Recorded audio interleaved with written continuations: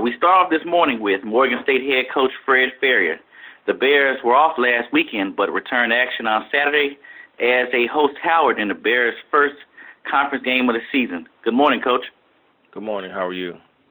I'm great. Yourself? Doing outstanding. Talk about your bye weekend and what did your team accomplish during your time off? I think the bye week is always important. You know, you play a couple non-conference games where you're playing against pretty good opponents, and the games are always very physical and very demanding. And to have a chance to kind of regroup as we get ready to head into the MEAC schedule, I think is really important for us. So, you know, we got an extra day off last week, and then practice Friday and Saturday. Got a chance to kind of go through a mock game and approach some scenarios and things that our team needs to be thinking about at different points in time of games, and you know, get some extra treatment time in, some extra physical therapy to try to rehab and get some guys back that had a few knick-knack injuries, and a lot of focus and concentration type things. So today, as we head into game week again, you know, we've already had our practice today this morning, and guys were focused, running around. We had a good number of guys that were energetic and excited and feeling a little bit better than they've been feeling last week. So the bye week was definitely important, and we feel like we got some quality rest in, quality physical therapy and things of that nature, and then got a lot of mental reps in terms of our preparation for this upcoming game. And you have a big game against Howard on Saturday. Just preview the game and talk about playing under the lights, as you referenced last week. That's something that's special to the players. Yeah, this is a really big week for us. Number one, we get a chance to head into MEAC play, and you get a chance to play against your arch rival school that's right down the street. And a lot of people in this area down in D.C. Look forward to this game, whether it's in a classic or you get a chance to play it on one of the home campuses. So to bring that game back to our campus, I think is pretty exciting. A lot of people around here on campus and in our community are excited about seeing Howard on our campus. They haven't played here in a number of years, so to be able to bring that type of team to our campus is pretty exciting all the way around. We haven't really played a night game here in quite some time, so, you know, a lot of these guys play night games in high school, and when you get to college, a lot of times, you know, you're talking 12, 1 o'clock games, and to be able to get one against the type of opponent that we're going to play this weekend, where you get a chance to play at home at night, plus you're playing an arch rival, I think that's pretty special, and I think our guys are really looking forward to it. Well, thank you, Coach. That concludes my questions. We will now open up the call for questions from the media. Thank you. Ladies and gentlemen, if you'd like to register a question, please press the 1 followed by the 4 on your telephone. You'll hear a 3-tone prompt to acknowledge your request. If your question has been asked by another and you would like to withdraw your registration, you may press the 1 followed by the 3. If using a speakerphone, please lift your handset before entering your request.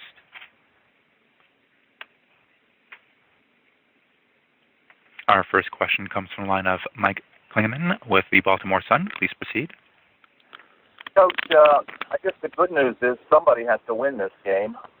Somebody's not going to be winless at the end of the night. Have you changed anything philosophically or physically since your last game? I wouldn't say we made any dramatic changes. I think at this time of the season, when you don't get a chance to start out as well as you like, I think really what you've got to do is kind of dig in and continue to emphasize the points that you originally emphasized. You know, for us as a football team, it's going to be important for us to play fundamentally sound, error-free football. We've got to protect the ball on offense. We've got to tackle on defense. We've got to block, run, and make catches offensively, and we've got to play assignment, gap-sound football on defense. So I think when you play in games against quality opponents early on and you make some mistakes, I don't think you change philosophically what you do. I think you try to find a way to get better at the things that you need to be successful at. Being successful in football or anything else isn't going to require us to continue to change everything we do every time we don't have the level of success that we plan to have. The big thing for us is going to be staying true to the things that we say are important, continuing to coach them up every single day, and then making corrections off the things that we don't do well. So for me, we're going to find the things that we've done well. We need to try to do those things a little bit more, and the things that we have not done well, we either need to correct them or pull away from those things a little bit. We go into this game, looking at this game as just simply another opportunity for us to get better as a football team and to try to prove to our followers and our supporters and people in general that we're a good football team. We're not taking an approach of somebody's got to win. We're going in with the emphasis and the attitude of simply doing our best. And if we can find a way to do our best, the score will take care of itself. We're going to find a way to make sure our kids understand their assignments, make sure they know where they're supposed to be, and they can play fast and they can play physical. And we're going to go in with a great attitude and a great mindset, looking to have a chance to perform the best way that we can. And I think last week's bye week and this week of preparation will be a huge part in that. We've got to practice well to play well. And for us as a coaching staff, we're going to continue to do our jobs of analyzing the film and trying to figure out the things that are going to help us be successful, and then do our best to make sure our kids understand them. So at 7 o'clock on Saturday, it should be the best game we played so far. We should make some corrections. We'll be a better football team, and it'll be a game worth coming to watch and seeing us play our best. Is this a must-win for you guys? I mean, you've played two really good ball clubs so far, but can you afford to? I mean, you can't afford to lose to another winless team. Do you feel like your backs are to the wall, so to speak, in this game? Well, I think for me, the pressure really is on me to prepare this team to the best of my ability. I don't necessarily go into a game saying we have to win or we have to avoid losing. The goal for me as a head coach, and has been one of my goals the entire time that I've coached, and I think if you listen to good football programs, your preparation is key in putting you in a position where you can perform your best when the opportunity comes in a game. And we've got to make sure our kids are mentally locked in. We've got to make sure they're physically ready and physically capable of doing what we ask them to do, and that, when they go into a game competition, they're prepared to play their best. And then once you do that, the winning essentially takes care of itself. And if we can get them in a position where they can perform their best at 7 o'clock on Saturday, and they come out with a win, then the next thing is to find a way to do that consistently. I think in each of our games, as you go back and look at them, the results are not where we want, but there's times and there's bits and pieces of times in those games where we do some of the things that it's going to take for us to be successful over the course of a football season. And the key for us is to find a way to execute and do those things for 60 minutes. So it's not the end of the world because we're 0-2. It's absolutely an exciting time because we get a chance to play another game here in 4 days. And then in these 4 days in between then, we're going to do our best to prepare. We're going to stay true to the process of preparing to play our best. And hopefully when we get out there on the field and get a chance to play the game, that comes through and our guys are able to execute and do what we need to do for the course of 60 minutes to put us in a position to win. I don't go in every day saying, hey, we have to win. I want guys to win individual one-on-one matchups. I want guys to do their best over the course of an entire game, and I want them to be physically and mentally ready to play their best over the course of an entire game. And I think the results will speak for themselves. My job is to do a better job of getting them prepared. I don't shy away from the fact that I don't think I prepared them well enough in the first two games, and we're going to make every effort to get that corrected going into Game 3. And hopefully when we play on Saturday night, our team will be much better prepared. There'll be a much better reflection of the type of team that we want people to know we have the ability to be, and we'll keep working towards that. Thank you, Coach. No problem. Thank you. As a reminder, to register a question is the 1 followed by the 4 on your telephone. Our next question comes from the line of Lute Williams with Black College Sports Page. Please proceed. Yeah, it's Lute Williams. No problem. Hey, Coach, how are you? I'm outstanding. How are you? Okay. What's the status depth chart wise of Herb Walker?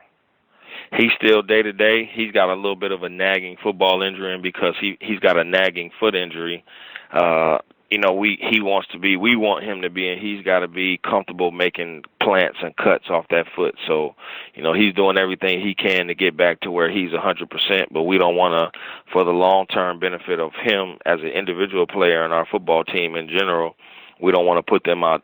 We don't want to put him out there at 75 or 80% when he's not able to kind of do what he does. He's a very shifty guy, so he needs to feel comfortable planning and changing direction with his feet. So, we're going to continue to rehab and try to get him back, and he'll keep testing it. And when he's ready to go and our athletic trainers say he can go, we'll get him back in there. But he's still day-to-day, game-to-game, and, we're trying to get him back as quickly as we can. So he's not going to be available this week?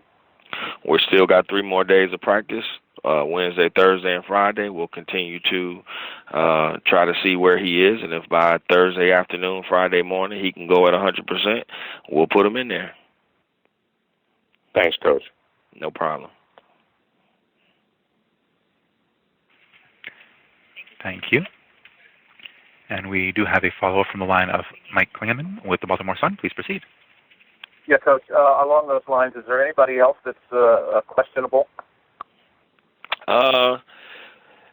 Ricky Fisk took a big injury in the Marshall game. He's actually been rehabbing and has practiced today and is doing a lot better. So we're expecting him to continue to progress and have a chance to play at full speed this weekend. Outside of that, we've had a couple other guys who, just some knick-knack stuff, small things, but, right now, nobody that we're anticipating being out of the game. All right, thanks a lot. No problem. And I'm showing no further questions at this time. Thank you, Coach, for taking time out this morning to speak with us, and good luck against Howard on Saturday. No problem. I think it's always exciting to get a chance to visit with you guys. And, at the end of the day, with everything going on in society and things of that nature, it's just important that we all keep in mind our goal is to educate these guys and teach them how to be responsible people so that when they leave our care, they're prepared for life. Thank you, Coach. Once again, Morgan State will host Howard University on Saturday, September 24th. At 7 p.m., the game will be streamed live on ESPN3. Our second call this morning comes from Tallahassee, Florida, as we talk to second-year Florida A&M head coach Alex Wood. The Rattlers fell to Tuskegee in the fifth quarter classic last week, but will play the first conference matchup against South Carolina State this weekend at home. Good morning, Coach Wood. Morning. How you doing? I'm fine. Yourself? Good. Can you hear me okay? Yes, sir. Loud and clear. Great. Well, on Saturday, if you dive deep into the stats, as you can see, the game came down to special teams as the 2 missed field goals and that long Tuskegee punt return in the fourth quarter set up the go-ahead score. Could you talk about the importance of special teams and how does the team view special teams as a whole now that they can see that's the difference between a win and a loss? Well, we always stress special teams. I mean, obviously the kicking game, because those are crucial plays in the game. You may have 85, 90 plays, offense, defensive plays, but really it comes down to about 5 or 6 plays in every game that really make a difference. And usually out of those 5 or 6, 4 of them are special teams plays. So that's a crucial part of the game for everybody. For us, and we stress it, always have as a coach throughout my career. And it's about field position. That's what special teams is supposed to do for you. It's put you in favorable field position offensively, and then obviously favorable field position from a defensive perspective by putting their offense in the hole and making them have to drive the length of the field, to score. And then obviously there are opportunities on kickoff returns and punt returns to score, as well as block kicks and score. So there's a multitude of things that it does and provides opportunities for you to score points. So we try to take advantage of it. Sometimes we're good enough to do that, sometimes we're not. And then when we didn't cover that kick, as you talked about the other night, then obviously it loomed large in setting up their go-ahead winning touchdown. So special teams obviously is crucial in the game at all levels, whether it's high school, college, or NFL. And this week you return home for the first time this season, and you face South Carolina State, and they're entered the game in the same situation as you all, looking to start off conference play on the right foot. Talk about this weekend's matchup from a scouting perspective. Well, they've got their record doesn't indicate the type of team that they have. Obviously, they've played up for 3 weeks in a row, and I know what that's like, obviously, and we played up 2 weeks in a row, and then we played a team that we had a chance to and could have beaten. Obviously, I mean the matchup was good, more so in our favor than the first 2 weeks. So South Carolina State Bulldogs and the Florida A&M Rattlers are looking for a win, so it ought to be exciting. We're glad that we get a chance to play them at home, that's for sure. We don't have to get back on the road and travel anywhere to play a game, so that'll be a good experience and a new experience for us this year in 2016, so we're looking forward to hosting them. Well, thank you, Coach. That concludes my questions. We will now open up the call for questions from the media. Thank you, ladies and gentlemen. As a reminder, you can register for a question by pressing the 1 followed by the 4 on your telephone keypad. You will hear a 3-tone prompt to acknowledge your request. If your question has been asked by another and you would like to withdraw your registration, you may press the 1 followed by the 3. If using a speakerphone, please lift your handset before entering your request. Once again, to register a question is the 1 followed by the 4 on your telephone keypad.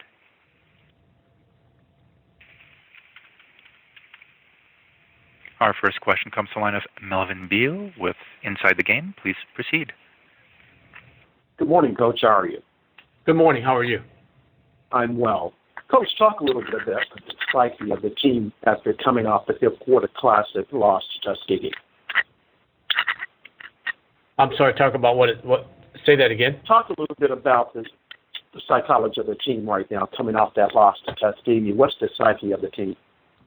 Well, it's just like any other loss or win. You have a window of time that you deal with it, whether it be from an adverse standpoint or whether it be from a celebratory standpoint. You can't linger too long because it'll cost you again. And I don't think that we've done that. We'll get together with our guys for the first time today and meet with them and go out and practice. But I'm anticipating our guys understand where we are. It's still early in the year, so there's a lot of football to be played, and we have to remain optimistic about our chances to win some of the games that are left on our schedule. What about the status of Devin Bowers going into this game? Yeah, he's still nursing a dislocated, hyperextended dislocated elbow. So I don't believe that we'll have his services going into this game, and obviously that's always a concern when you don't have some of your starters available to you. But his status right now, he's out as far as I know. Okay, thank you, sir. Thank you. Our next question comes from the line of Luke Williams with Black College Sports Page. Please proceed. Good morning, Coach. How are you? Good. How you doing? Yeah, Coach, Florida A&M used to be one of the powers in this conference. Continually one of the teams that go to the playoffs. And obviously, the history of FAMU. I think the previous questioner talked about the mood of your team now. When you play a team like Tuskegee that's Division II and not able to get a win, how does that measure up in terms of the progress you think that you're making with your program? Well, not able to get a win. Obviously that's not what we went there for. Is not to get the win. But in terms of the progress of our team, I don't know. I'll leave that. I know where we are, and I think our players know where we are. Was that loss disappointing? If that's your point, yeah, it was absolutely. Is our team gone to hell in a handbasket? No, it hasn't. Tuskegee, they match up with where we are right now with the talent that we have. They matched up with us pretty good. And looking at them and looking at the rest of our league, they'd probably match up pretty good with some other teams in our league. They were a 10-win team last year, even though it was Division II. And so that happens. I think the last time we played a Division II team here, it was a shootout with Fort Valley State, just barely won the game. So, and that was a team that I think won 7 or 8 ball games here at FAMU. So it's anytime you play and the other team's got pretty good talent that matches up, you got to play your best football. So we're on course with the things that we've dealt with here. At least the short time that I've been here, we're on course. We're able to put together still really solid recruiting classes. We got a bright future in front of us, and we're going to try to do as well as we can do and compete as hard as we can compete in 2016 as well. So, it's disappointing to lose the game, but it's not the end of the world. When you say you're on course, I guess that's what I mean in terms of getting FAMU to the position where it competes on a regular basis. Do you think you're able and have been able to recruit the kind of athletes and the kind of talent that you think is going to be able to do that? Have you achieved those goals? You're falling short. You got to do better. How would you assess it so far? Well, the guys that we've had 2 recruiting classes since I've been here. Last year, we were able to sign, I think, 12, 15 guys when I got here, and then this past year, now these freshmen, some of the freshmen that we recruited this past year are contributing, but really, we've got 2 recruiting classes, so all that's out to to be determined down the road, as we hopefully get into year 3 and year 4, so.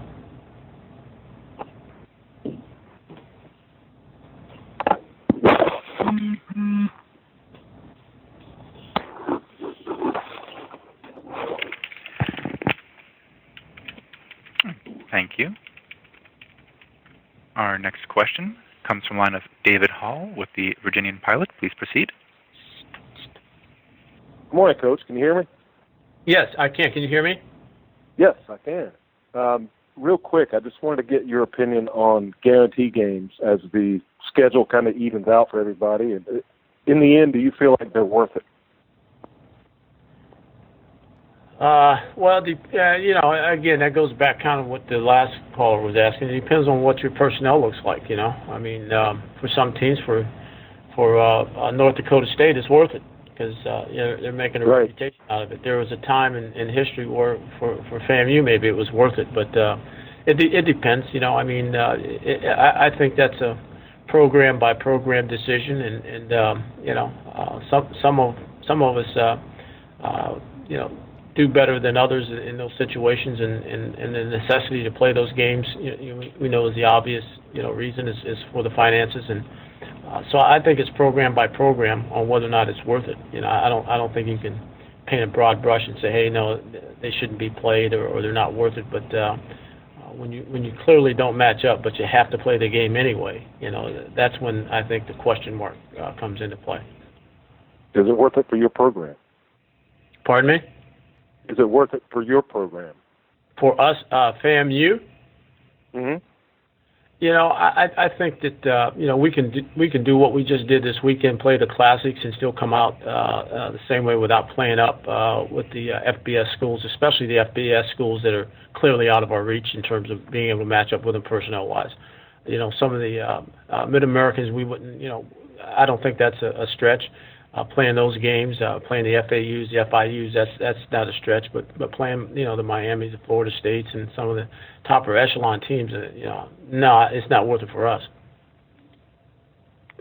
Can you learn anything about your team against programs like that? Pardon me? Can you learn anything about your team against programs like that?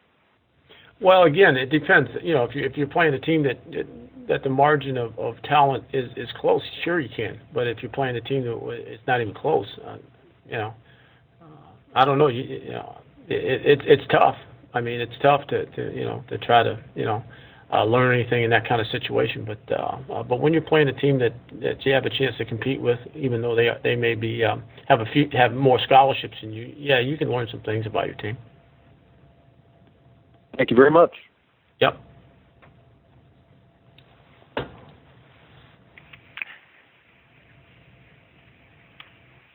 Thank you. You may show no further questions at this time.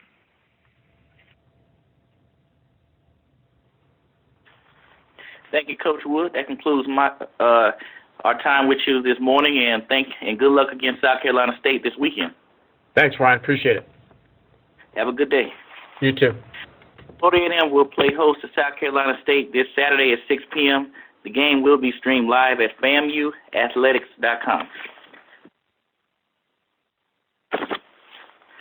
Our next coach we have is Bethune-Cookman head coach Terry Sims. The Wildcats dropped last weekend's game against Tennessee State in the closing minutes and will travel to face Savannah State on Saturday. Good morning, Coach. Good morning, Ryan. How are you? I'm great. Yourself? I'm great. I can't complain about being good. Just wish I had a win right now. I understand, Coach.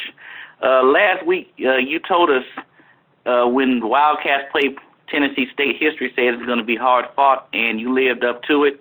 It was a hard-fought game that came down to the end. Talk about last week's game briefly, and where is your team at after 2 games? Well, I think it was just as we expected. It was a tough game. It was a bloodbath.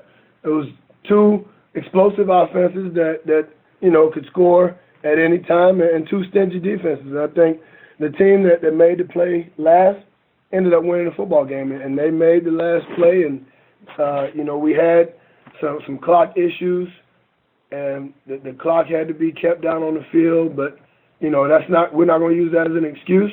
They just made more plays than we did. They made 1 more than we did, and they scored on that last drive and ended up winning the football game. And I think my team right now we're okay. I mean, we're not happy with not coming out with the win, but we'll be fine. Well, this week you head to Savannah State to open up league play, and just talk about what the Wildcats need to do in order to come back with the win. Well, we got to do what we strive to do every week, and that's play a penalty-free ball game, and we did reduce our penalties, but we want to get that thing as close to 0 as possible, and we got to take care of the football. We put the ball on the ground a couple of times, and, it was just new guys, not really playing a whole lot and getting used to the speed of the game. So we just got to protect the ball and make sure that we hold their offense, and not allow those guys to score, because they're improved. They're an improved football team, and you can't let the scores fool you. When you look at the scores, they have a good football team, and those kids are playing hard.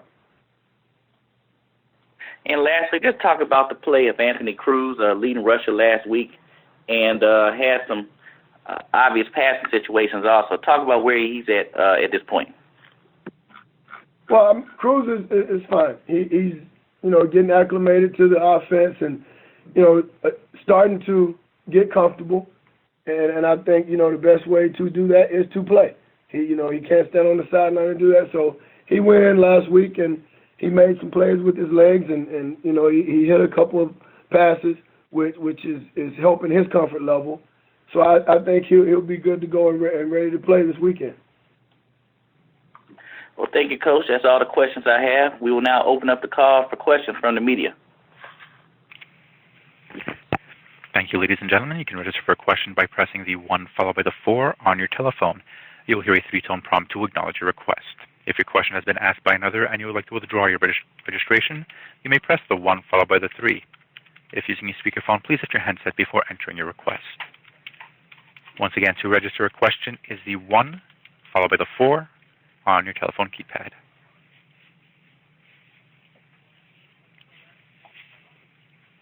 And our first question comes from the line of Newt Williams with Black College Sports Page. Please proceed. Good morning, Coach Sims. How are you? I'm excellent. How are you? Okay, Coach. What's who do you start Saturday at quarterback? Right now, it's looking like it's going to be Anthony Cruz.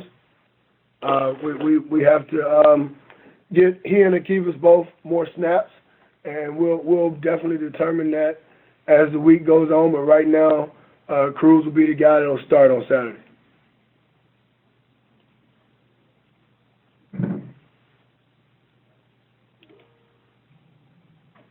You come out of this game in terms of trying to identify where you had a breakdown. Where would you identify that being? Well, I mean, if you look at the entire game, we had a breakdown on offense with putting the ball on the ground. And, I think it was just having 2 quarterbacks play that haven't really had a whole lot of game experience. So that I don't know if you call it a breakdown. I think, those guys just have to get used to the speed of the game, and I think Saturday did a whole lot for them. Defensively, we just got to make sure that we stay gap sound. We had a couple of blown assignments on defense, but we worked hard on Sunday, and we're going to do it again today, making sure we correct those things so we don't have those breakdowns.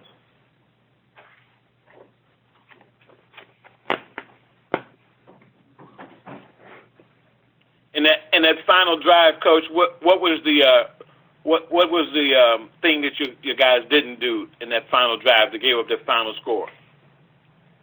Well, I think we ended up dropping coverage, quarterback scramble, because they ended up switching quarterbacks, and the quarterback that they had in was more of a runner, a guy that could extend plays, and he scrambled around for a little bit, and we just lost coverage in the back of the end zone. And talk a little bit about Tompkins. I know about him. Tell me about how he fits into your offensive scheme. JT's doing a great job for us. I mean, he's our starting tailback right now, and he's a guy that's a senior. He's waited his turn. He's played behind a lot of good backs, since he's been here, and he's holding his own right now. He can do anything that we need him to do in our offense. He can run between the tackles. He can run our outside zone plays, and he can catch the ball out of the backfield, as well as protect. So he's a complete back, and we're going to put it on his shoulders this weekend and see what he can do with it. Have you found teams trying to take away Jawil Davis? I know he had a big year last year. Have teams kind of rolled their coverage towards him to keep you from getting the ball to him? No, I don't think, a lot of teams really have focused on just Jawil, because we have a couple more guys that can catch the football. So I'm not going to say that people are just trying to take him away. I really don't think a lot of folks are really focused just on him like that this season.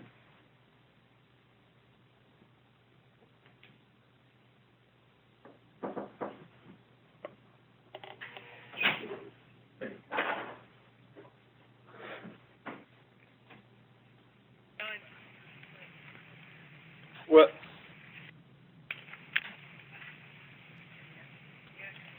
hello? Thank you. I am showing no further questions at this time. Thank you, Coach, and good luck at Savannah State on Saturday. Thank you. Bethune-Cookman will open up MEAC play at Savannah State this Saturday, September 24th at 7 p.m. The contest will be streamed live on SSUathletics.com.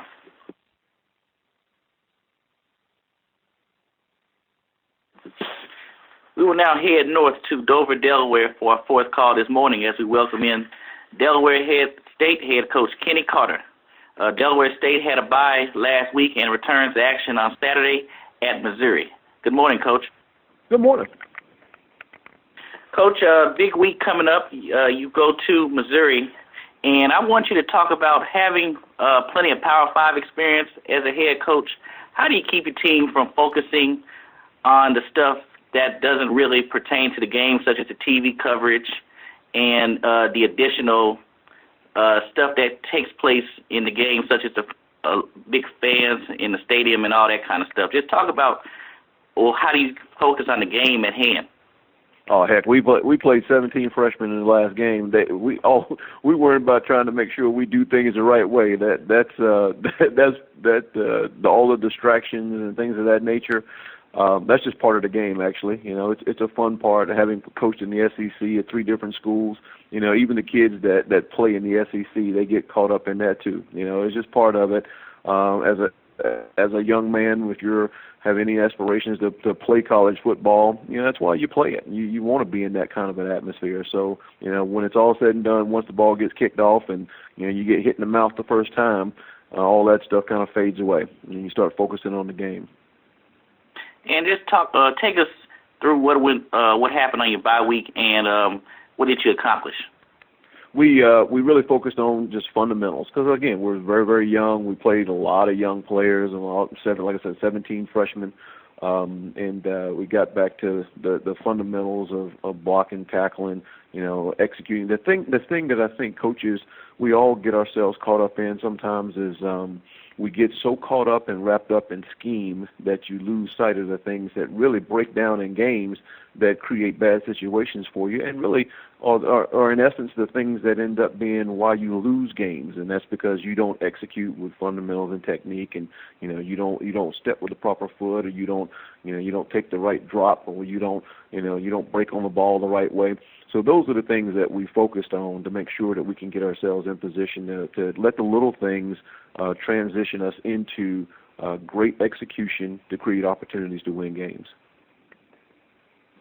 And you mentioned last week, you're young in a lot of areas, and you didn't want to focus too much on your opponent. But what have you seen from Missouri so far? Well, they're a good football team. They're the scores are not really indicative of what they are. Their quarterback is a young player, but he's a really, really good player. He's a really good thrower in Drew Lock I'm talking about. And so he's going to create plenty of issues. And then their tempo on offense is very, very fast. It's probably one of the faster ones outside of Oklahoma when I was at Florida and we played them. And Josh Heupel, who is their coordinator, is they're doing the same thing. It's the same thing. They throw the deep ball on you, so they're gonna make sure that you're going to defend that. They max protect to try to make sure that they buy time. And they try to do a really good job of being as much as balanced as they possibly can. And defensively, they're going to really try to add pressure to you. Charles Harris, their really good rush defensive end, is a fantastic pass rusher. And their front is very active. So they give you multiple problems all over the place. We just got to go out and play football and try to be as mistake free, don't have penalties, and play hard. Well, thank you, Coach. That concludes my questions for this morning. We will now open up the call for questions from the media. Thank you. Ladies and gentlemen, if you'd like to register a question, please press the 1 followed by the 4 on your telephone. You'll hear a 3-tone prompt to acknowledge your request. If your question has been asked by another, you can withdraw your registration by pressing the 1 followed by the 3. If using a speakerphone, please lift your handset before entering your request. Once again, that's the 1 followed by the 4 to register a question. Our first question comes from the line of Luke Williams with Black College Sports Page. Please proceed. Good morning, Coach Carter. How are you? I'm great. How are you? Doing fine.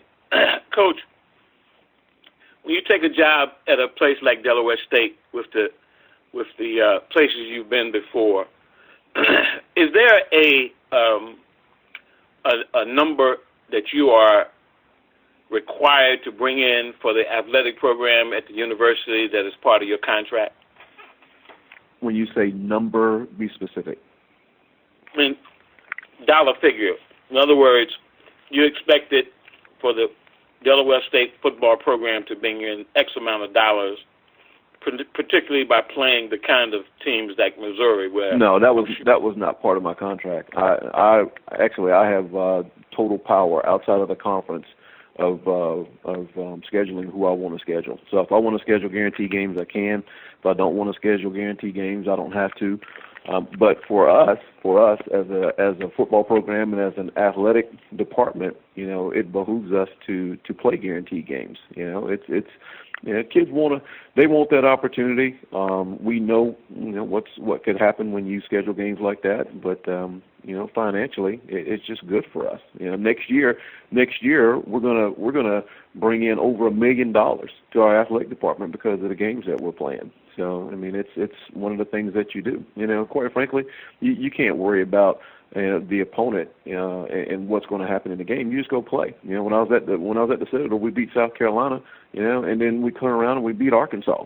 So it's all about how you go about your business, and a lot of things can happen in the game. You prepare and you go play, and you do what you can to fiscally help your entire athletic department, because it's not about just football; it's about everybody at this level. I follow you. One of the previous coaches said that he did not see any benefit, and I'm not quoting him, but basically he said he didn't. No, I listened to you talking about Alex. And he didn't really say that. What he said was it depended. He said it wasn't a benefit if the matchup was not good. Yeah, well, that's what I was going to ask.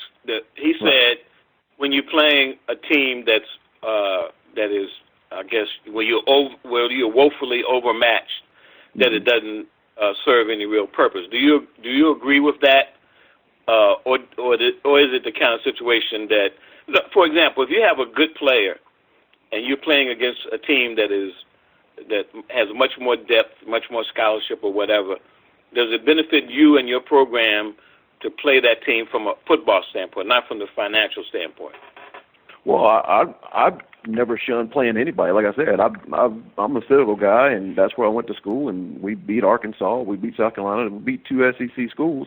And quite frankly, talent-wise, there's schools that were in our conference that we weren't as talented as. You know, you just never know from any given day what's going to happen. Anything can happen. So, you know, I personally, like I said before, I scheduled, you know, the teams that we're playing. I scheduled Missouri because I want to go play Missouri, and my kids want to go play Missouri. You know, next year we have West Virginia and Florida State. You know, so it's you don't shy away from competition regardless of who you're playing. You know, whether you're matched or unmatched, you never know what the matchup is until you play the game. On paper, anything can say anything. I guess Florida State found that out playing Louisville this week, I guess, in a sense. Well, I don't know if I would make that comparison. Louisville's pretty dang good. I was there right. for what he inherited, you know, so there's a lot of talent there that's elite. Mm-hmm. So, in other words, you got West Virginia and Florida State next year. My goodness gracious, Coach. That's right. That's right. That's a tall task. But look, I hope you beat Missouri. Good luck. Well, I appreciate it. Thank you. Thank you. Our next question comes from the line of David Hall with the Virginian Pilot. Please proceed. Hey, Coach, you hear me okay? I do. Good. You obviously have a unique perspective, having worked for some of the biggest names in college coaching. Do you feel like, kind of piggybacking on what the previous guy said, generally speaking, do you feel like these guarantee games are worth it in the end from a football standpoint? They are because again, if put it, let's do this comparison. Compare it to being in the weight room and trying to get stronger. If you're in the weight room and you're lifting weights and you're lifting little weights, you're not going to get any stronger. You have to lift heavy weight to get stronger.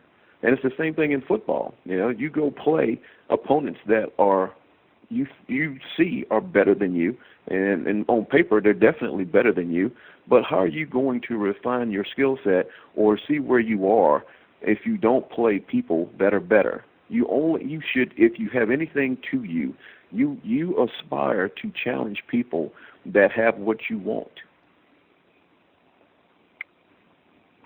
Okay. Thank you very much. You're welcome. Thank you. I'm showing no further questions. Pardon me, we do have a follow-up from the line of Luke Williams with Black College Sports Page. Please proceed. I just want to follow up for a second, Coach. So, because there's some philosophy that you can play, quote-unquote, guarantee games, but not against the West Virginias or Florida States of the world. And obviously, if you're saying you make the schedule, that's a choice that you determine.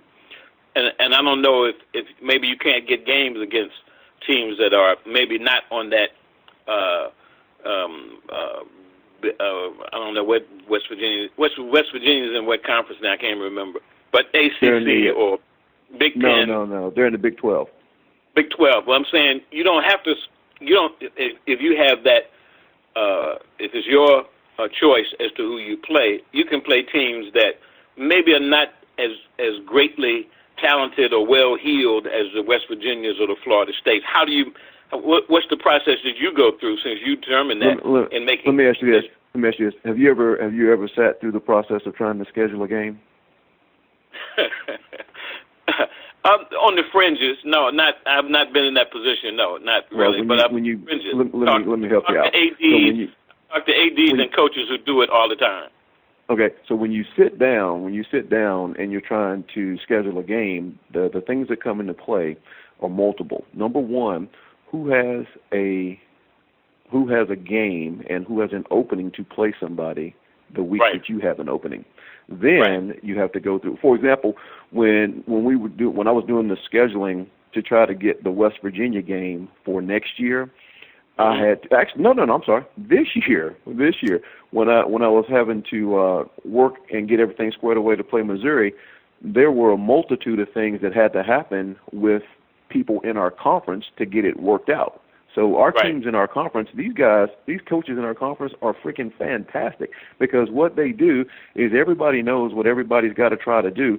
So sometimes, depending on when open dates fall, everybody has to work out with each other, when we can shift games around and what opponent we can play at different times so guys can get guaranteed games if they want to play guaranteed games. So there's a multitude of things that are involved. And so if I wanted to play Akron, if Akron doesn't have an opening when I want to play them, and somebody else in the conference can't switch with me in order to make it happen, then all those variables come into play. So it may be, we're playing Florida State the last game of the year next year, but I knew because of being at Florida that Florida State and Florida like to play FCS opponents before they play that game. So it just all worked out, and it just timed out perfectly for us. And then a couple of people in the conference had to switch around. I mean, Norfolk, Hampton, and Howard all agreed to make an adjustment with us in order for that to happen. So there's so many things that come into play that may not allow you the opportunity to play a MAC opponent, and you end up playing an ACC or a Big 12 opponent. I follow you, and I know the history. Delaware State one year played Michigan and had to switch around a lot of things. In fact, give up a conference game, if I'm not mistaken. So it's precedent. But I guess this is my final question: would you rather play a Monmouth or a Missouri, or does it not make any difference in your opinion? In my opinion, it's whatever's best at that time. I want to play people that are going to give us an opportunity to one, play good football and set ourselves up for the league. Because league play is what ultimately matters.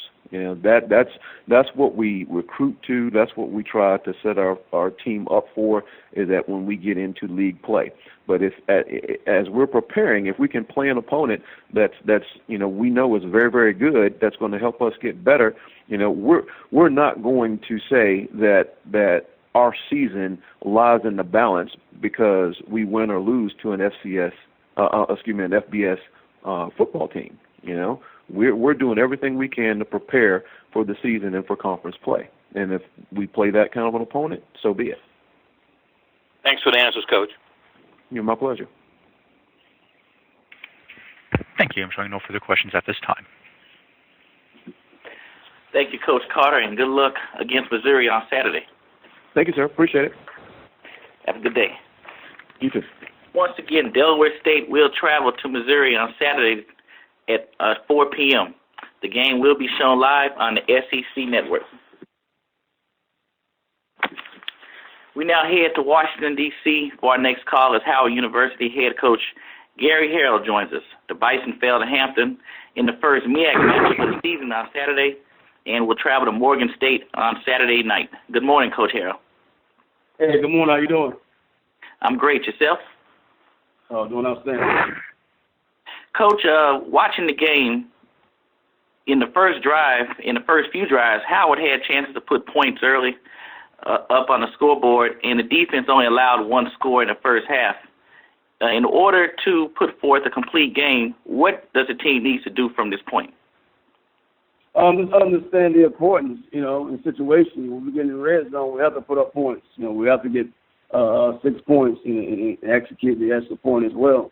That's a must for us. If we do that, I think the game is much, it goes in a different direction. We get momentum, we get up, and we try to do what we do as far as putting pressure on our opponent. Defensively, we came out and we got some stops early, but we had some bad communication, some breakdowns, and they was able to get a big pass and get in the red zone and go up with a score. But we just had too many mistakes. One thing we have to do is focus on how we got some guys that was banged up. We played some schools that, was very tough challenge for us, but we went out with 4 hard, and the guys are pretty much bouncing back right now as far as health-wise. But we just got to make sure that mentally we don't have the breakdowns and the missed tackles, the holding calls. Just too many penalties this past weekend, and Hampton, hats off to them. they came out and made some big plays. Coach Connell, Maynor did a great job as far as executing on offense, getting things done. And on defense, they got some stops in the red zone, and they came out with a win. Well, this week you head north to face Morgan State on their campus. Talk about the Bears and what has to be done in order to come out with a win. Coach Farrier got those guys playing pretty good when you're watching their first two games.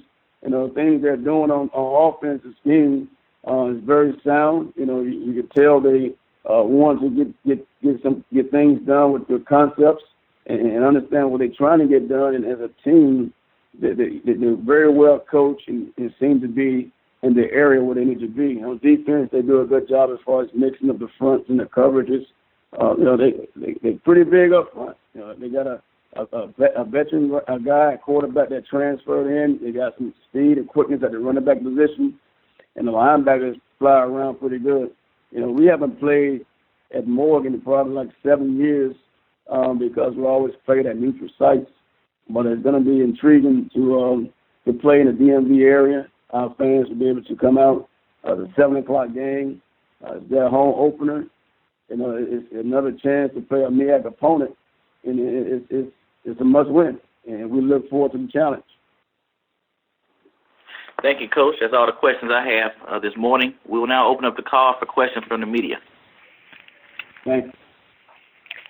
Thank you, ladies and gentlemen. To register a question, please press the 1 followed by the 4 on your telephone keypad. To retract your question, you may press the 1 followed by the 3. Please hit your handset before entering your request. Once again, it's the 1 followed by the 4 on your telephone to register a question. Our first question comes from the line of David Hall with the Virginian Pilot. Please proceed. Hey, Coach. You hear me okay? Yes, Dave. How you doing? Good. How are you? Doing good. You're coming off of 2 FBS games followed by a conference game. I'm curious, how much on a game day can you tell the difference? The speed of the game is definitely different. But I think those 2 games gave us an idea that we can be pretty good if we execute. Maryland, we played well late in the game. Rutgers, we came out and was up 14-0, second half, 14-14. So it gave us some confidence going into conference play that we, like I said, can be pretty good if we execute. But we just didn't execute. Hampton did a better job as far as executing their plays in the show.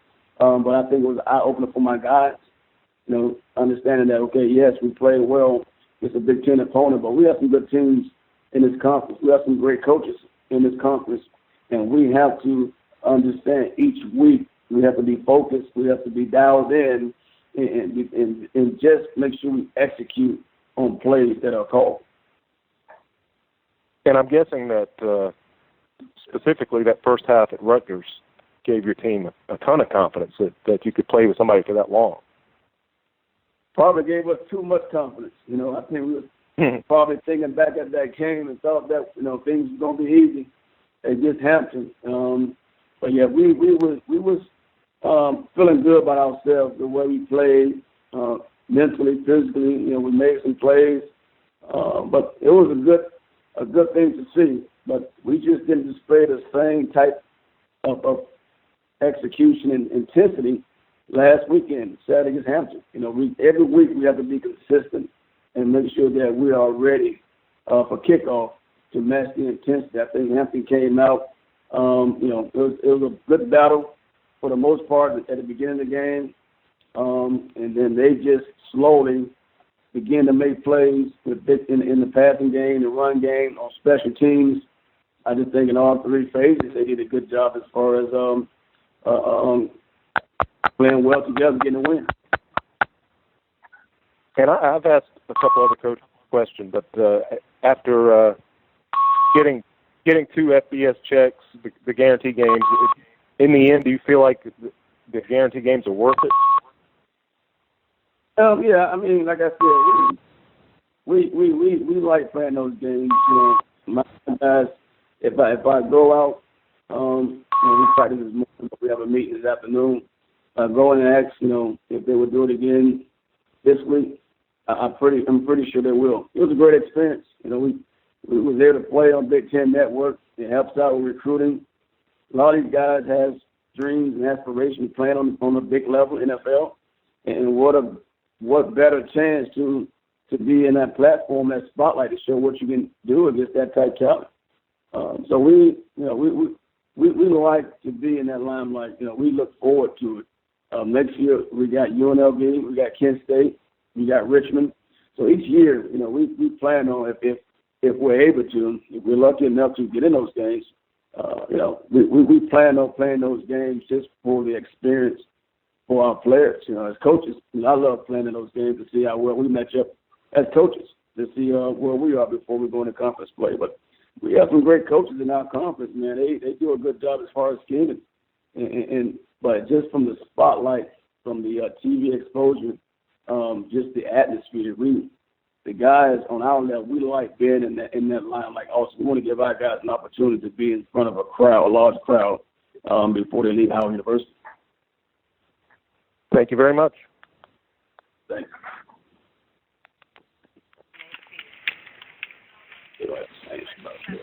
Thank you. I'm showing no further questions at this time. Thank you, Coach Harrell, and wish you well at Morgan State on Saturday. Hey, I appreciate it. Thank you. Thanks for calling. Howard will travel to Baltimore to take on Morgan State this Saturday evening at 7 p.m. The game will be streamed live on ESPN3.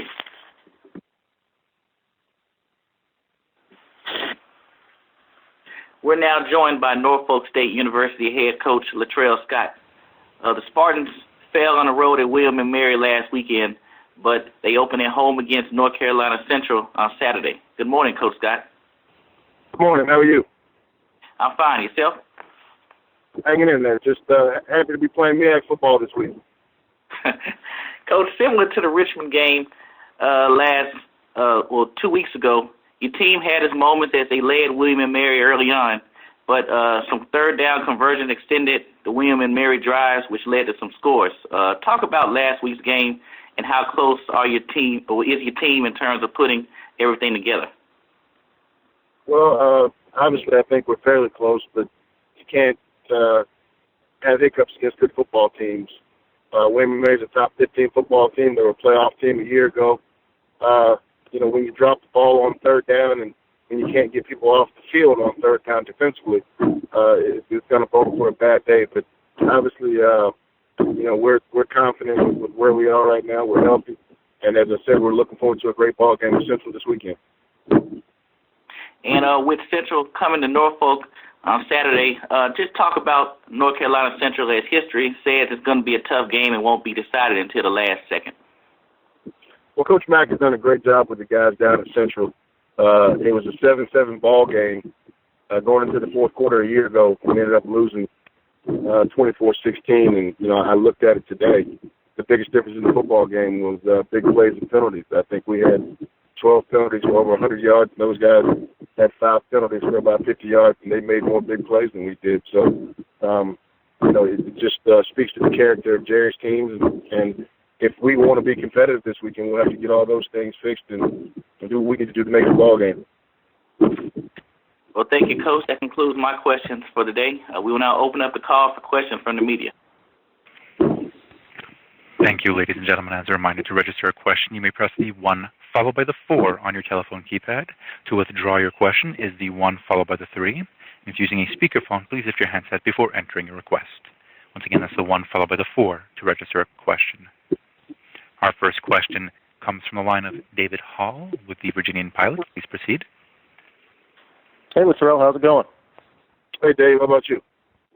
Not bad. I'm curious about last year compared to this year. Do you feel like you have a better sense of what you have after 3 non-FBS games as opposed to 3 FBS games last year? I think it's a little bit more realistic outlook. But we've played 2 playoff teams. 2 teams that finished in the final 8 in FCS. So obviously we're still not where we want to be, but we know what it takes to win on the FCS level. And no doubt in my mind when you look at teams from our league, like a North Carolina Central. Those guys could have easily been a playoff team in their normal format. So, it's tough to say where we are, but we should know exactly where we are, about 5 o'clock on Saturday. Restricted access on loop. Do you think the travel this year has been considerably better for your team? You've played all in the state of Virginia so far. Restricted access on Well, loop. no question about it, because we got on a bus and went to West Virginia last year. We got on a bus and went to New Jersey last year, and we've gone to Richmond and Williamsburg this year. So just the mental preparation for our guys as far as being able to get ready for the next game has been much better. When you can get them back home at an hour and, start for the next day at a decent hour, it's much better for everybody. Thank you very much.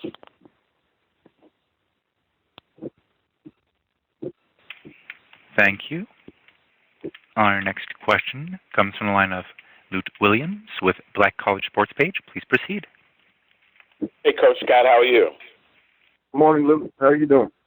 I'm doing fine. I guess this theme of guarantee games at the beginning of the season that the reporter and I have both asked is because this is a theme that we have to deal with in terms of when we write stories, trying to explain a lot of this kind of reality. A lot of times we're asked why the teams played these kind of games, why do they take these 76-0 losses and whatnot. So I guess the question I want to ask you is, you said last year you went to West Virginia, I guess it was Rutgers. This year you went to Richmond and William and Mary. If you had your druthers or your preferences, you would rather play FCS than FBS? And do you have that kind of discretion as it relates to your schedule? My athletic director and the athletic administration, they give me say. Guaranteed games that everybody is playing now, Luke, we're doing it because we have to, not necessarily because we want to. And when you're given a challenge, you have to embrace those challenges. As Coach Harrell just said, it does give our kids the opportunity to play on the national stage. It does give our kids a game that the NFL scouts believe in. But on the other hand, we're playing those games because our athletic department and university needs us to play those games. So ultimately, at the end of the day, you do what you have to do. But I think when you get the opportunity to play, Richmond and William and Mary, or even stay home like Hampton did and play Old Dominion, it's better for us that way. But sometimes what's best for you personally isn't what's best for your athletic department or for your school. Well, is that usually I'm just asking from being outside of that process, is that usually a struggle or tug of war between the administration and the coach, or is it something you do reluctantly? Or and I know every situation can be different, but you've been on several sides of that. You've not only coached the HBCU level playing these guarantee games, but you've coached at some other places. I don't know when you're at the University of Richmond or anything like that. Richmond went up and beat UVA this year, obviously. Not the best situation, I would think, for UVA, but I guess Richmond feels very good about that. So is that usually like a tug of war in terms of what you go through in trying to determine what games are put on your schedule? Every administration that I've been a part of, I've been fortunate to have to say and have an understanding that you do what's best. At Richmond, we played Vanderbilt, we beat Duke twice, and we played the University of Virginia. And we knew that we were going to have to play those games. When I took the job at Norfolk State last year, when I met with Coach Miller, he said, "Hey, Latrell, these are the games that have been scheduled." And, there's no tug of war. He calls me and he says, "Latrell, we've got this game. Are you okay with playing it?" And, we have to do what's best for us all. We couldn't do some of the things that we do without some of these guarantee games for our entire athletic department. So there's no tug of war. Ultimately, there's an agreement, and you do what's best for you. Now, in terms of your team, Coach, what have you seen Central? What have you seen different from them in terms of the team that you played a year ago? I think Central's very similar. They've got a lot of those guys back that we played against a year ago. I think the biggest difference in the game is we should be improved. I watched that tape yesterday, and we didn't play very well at all. Didn't play well enough to win, and had way too many penalties. I think obviously we're healthier at this point last year than we were. I think that was game 8 a year ago. But going to the fourth quarter, the game 7-7, you have the opportunity to win, but Central made more plays than we did. I think this will be one of the better games in the conference this weekend. Good luck, Coach. Thanks so much. Thank you. I am showing no further questions at this time. Thanks, Coach Scott, for taking time out and giving us a call, and good luck against North Carolina Central on Saturday. Thank you. Take care. You too. Norfolk State will host North Carolina Central in the MEAC contest Saturday afternoon at 2 p.m. The game will be streamed live on nsuspartans.com. Okay, we will now talk with Hampton University head coach Connell Maynor. Hampton opened up MEAC play with a win over Howard at the AT&T Nations Football Classic last Saturday. The Pirates are off this weekend as they'll return to action on Thursday, September 29th. Good morning, Coach. Good morning. How you doing? I'm fine. Just trying to stay dry. Me too, man. It's raining like cats and dogs here. Well, Coach, last week during the first half of the game, the defense held things down, and then the offense responded with a big second-half effort. Talk about last weekend's game and the effort you saw on both sides of the field. It was a great effort from both teams. We knew that going in. We knew Coach Harrell would have his team fired up, ready to play against the first MEAC opponents after playing 2 FBS football programs. And, we was excited about the opening game and playing Howard University, our arch rival, and playing RFK Stadium. So we knew both teams would be pumped out and playing hard in the first half. And we made some mistakes.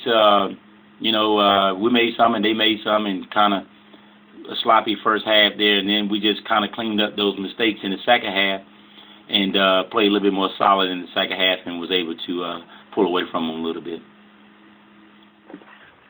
And pretty much all game, your defense especially applied a lot of pressure to Howard's quarterbacks, and pretty much they almost had to abandon the passing game and relied mainly on field yaw. Just talk about the defense and where they at this point.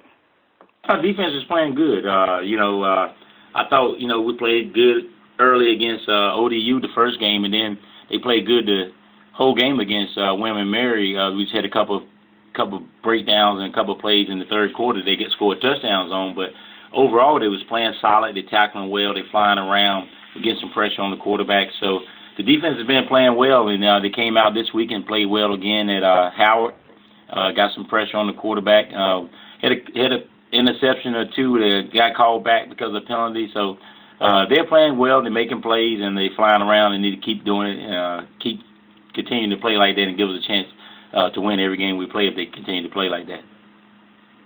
And you have a week off in preparation for the big game against A&T next Thursday. Talk about how will you spend your bye week? I wish I had 2 weeks off to prepare for them.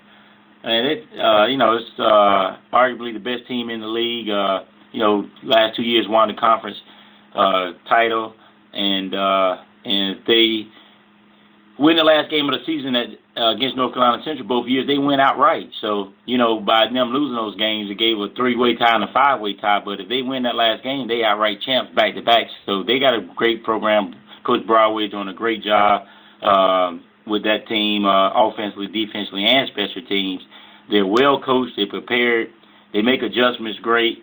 They got speed. They don't beat themselves. That's why they're 2-time defending champs. So we got to play almost perfect game. Go up there on Thursday night, ESPNU, and play the 2-time defending champs. And we got our hands full because they got a great football team, a great coaching staff. And we got to play mistake-free football if we want a chance to win this game.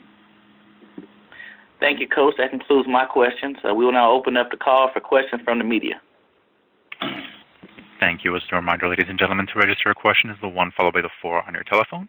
To retract your question is the 1 followed by the 3. Please hit your handset before entering your request. Our first question comes from the line of David Johnson with Daily Press. Please proceed. Morning, Connell. How you doing? Good. How you doing? I'm doing all right. Hey, just wanted, 3 games in, just wanting to get your overall assessment of your team. I suppose the games themselves, the results, everybody would have pegged you at 1 and 2 at this point. But are you pretty pleased with the way they're playing? I am. We got a lot of work to do now. We got a lot of improvement, and we can improve in every area, special teams, defense, and offense. But I like the way our guys are fighting. They're playing hard. They're competitive, and it's still a young season, and we got a lot of work to do. We got to get better, sure up a lot of things. But I like the way we're playing and the results so far. I think you may have a different take on this, but I think the thing that has impressed me most about them so far is the play you're getting up front on both sides, both lines. Is that something you're seeing as a strength right now? Yeah, I think so. We made a conscious effort to have a good D line and a good offensive line. I think we got a little depth now on the offensive line and even the defensive line. So we lost a lot of guys on the defensive line last year. Offensive line was pretty solid. We brought in some guys, so we shored up that area of the game, and so far those guys have been working out, and that's the key. Offensively, if you want to be able to run the ball and throw the ball, the offensive line got to protect and open up holes, and defensively, if that front four can get some pressure, that's going to make the rest of the guys, the DBs and the linebackers, a lot better in the running game and in the passing game. So that's the key to this game up front. The game is won and lost up front. And it seems like, I know you pride your goal is to be a balanced offense, and it seems like you really have been. And I guess a big plus is having 3 backs that both had, I think, all 3 of them had about 8 carries, I think, against Howard. How important is that balance, do you feel? I think that's very important because this game is a rough, tough, physical game. And when you got 3 guys that you can put in there, one get banged up or something, you won't miss a beat, put another guy in there. I think that's huge for us to be able to rotate those guys because the season is so long for a running back, and they take so much pounding. To be able to play 2 and 3 guys is a big plus for us to keep those guys healthy throughout the season. Thank you. Thank you. Thank you. Our next question comes from the line of David Hall with the Virginian Pilot. Please proceed. Hey, Connell, how's it going? Good, Dave. How you doing? Good. I just want to ask about the scheduling philosophy at Hampton. Unlike a lot of MEAC teams, you guys haven't played a Clemson or Florida State or West Virginia in several years. Is that reflective of a specific philosophy? Yeah, well, we're a private school, and I guess we don't really necessarily feel that we have to play those games to generate money. We don't want to play a game and lose 70-7 just for the money. So the only way we'll play one of those games, we think we can be competitive. And if we think we can be competitive, then we'll play one of those games for the money. But we don't want to get embarrassed. We don't want to just play the game for the money. And also, if you get somebody hurt, if I get one of my key players hurt in one of those games, and okay, I get $300,000, but now I can't win the MEAC, I can't go to Celebration Bowl, I can't go to the playoffs. It ain't worth it, So you got to kind of, catch 22, weigh options, and go from there. So we just feel that it's not worth it.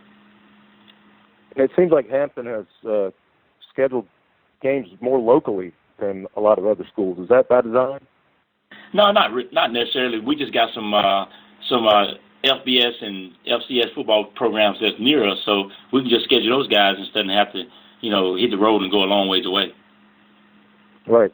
We still got Virginia Tech in this area, but like I say, if we think we can be competitive with them and they'll schedule us, then we'll do it. But if we don't think we can be competitive, we're not going to try to reach out to them. Right. Thank you very much. Thank you. Thank you. Our next question comes from the line of Luke Williams with Black College Sports Page. Please proceed. Hey, Connell, following up on that you said, was that a philosophy that Hampton had when you got there, or something that maybe was part of what you discussed after you got there? I know how competitive you are, and I know that those 76 to nothing kind of games are not in your DNA. But was that a philosophy that Hampton already had before you got there, or one that you helped them construct once you got there? No, I think they kind of had it, and I kind of agree with it, and so we just went ahead and rolled with it. Okay, so what's it going to take, and what you going to have to do different this time to kind of shock the MEAC? I mean, everybody has now kind of settled in that this is maybe it's a 3-team race, and maybe you and Norfolk are on the outside. What's it going to take for you to shake things up and knock off A&T? Oh, it's going to take us to play a perfect game. They got a good football team. We was in the game with them last year for in the fourth quarter. It was 31-31 in the fourth quarter, and they scored the last 13 points or 14 unanswered points. So, we can play with these guys. It's going to be a battle. We going to come and fight. We're going to compete for 4 quarters, and we got to make more plays than them and make less mistakes than them, and because they got a good football team. You can't make mistakes against them. You can't overcome penalties against a team like North Carolina A&T State University. So we got to play mistake-free football and don't turn the ball over and take advantage and make some plays in special teams, and just got to play a perfect game when you're playing those guys. Connell, how have you changed since your days at Winston-Salem State? You were quite fiery coach on the sidelines. Has any of that changed? Have you mellowed any? I would like to think I have, but some people tell me I haven't. I mellowed a little bit. I'm not quite as fiery, but I still get on the official a little bit and get on the players sometimes. But I mellowed a little bit. I'm not quite Broadway yet, but I mellowed some. Listen, I said that it was only going to take a certain amount of time before Connell Maynor, because of, and I said this about you as well as Coach Scott, the kind of competitors you guys are. You weren't going to be middle of the pack or low end of the pack very long, and would be up there competing with the so-called teams that are picked as favorites. Do you think this team is ready to make that jump this year? Well, I think we can, but, we need a lot of things to go our way. We need the ball to bounce our way. We need to stay healthy, and we need to play good against the elite teams of the league. And we got to play good against everybody, because it's a tough league. And if you disrespect somebody, you're going to get beat, So our motto is respect all and fear none. So we're going to respect you, but we're not going to fear you. We're going to go out and play and compete hard as we can to try to get the W. But this team is this is year 3. And, it usually takes 4 to 5 years. So I would like to say that we can compete and have a chance to win it this year. But I would say we'll probably be a year ahead of schedule if that happened, because it normally takes you 4 to 5 years to get a program turned around, especially coming from where we were. So, but I would like to think that we got an opportunity, and if we play hard enough, then we may be able to sneak in there and do a little something. But we need some breaks, and we need the ball to bounce our way. We need to stay healthy and everything else that goes along with it. Got you, Coach. Thanks a lot. Good luck. Yes, sir. Thank you. Thank you. Our next question comes from the line of David Johnson with Daily Press. Please proceed. Hey, Connell, I was going to ask you about your special teams play. And actually, I just remembered that was pretty much what cost you last year against A&T with the punt returns. How have they been looking? And obviously Saturday you had a big day from a couple of guys. Yeah, our special teams are much improved. We at the kickoff teams, we're pinning people in at the 15 and 18-yard line, and the kickers are kicking it to the goal line a couple yards deep and sometimes 6 yards deep, and got some hang time on it, so we've got some guys running down making some plays. We gave a couple returns to the 50, one to the 50, maybe one to the 40. But for the most part, the guys are flying down and making some plays on the kickoff team. The punt team is doing well. We gave it one punt about maybe 30-some yards against ODU. But the other punts, other than that, they've been covering well, and Christian is punting the ball good. So the special teams are coming along. Of course, on the punt block, we got 2 blocks so far this year, one in each of our last 2 games, and one resulted in a touchdown last week. So the special teams, the guys are working hard. We spent a lot of time on it, and that was one of our weaknesses from a year ago. So we really wanted to address that, and I think we've done a good job of addressing it and getting these guys to fly around and understand how important special teams are. Thanks. Yes, sir. And I'm showing no further questions at this time. Thank you, Coach Maynor, for taking time out, and stay dry. Thank you. You too. Hampton University will have a bye week this weekend, but will return to conference play next Thursday, September 29th, at North Carolina A&T State. We're now joined by Savannah State's Erik Raeburn. Savannah State is coming off a bye week and will host Bethune-Cookman for his first conference game and home game this weekend. Good morning, Coach. Good morning. Coach, after playing several FBS teams, you had a week off to rest up and prepare for your conference opener this weekend. Talk about playing at home for the first time this year.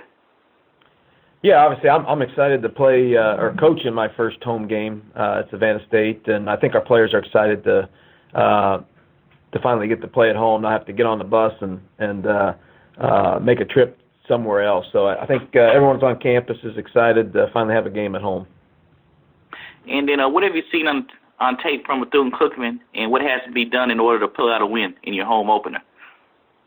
Yeah, obviously, they're traditionally they're one of the best teams in the MEAC, so it's a tough start for us as we head into MEAC conference play.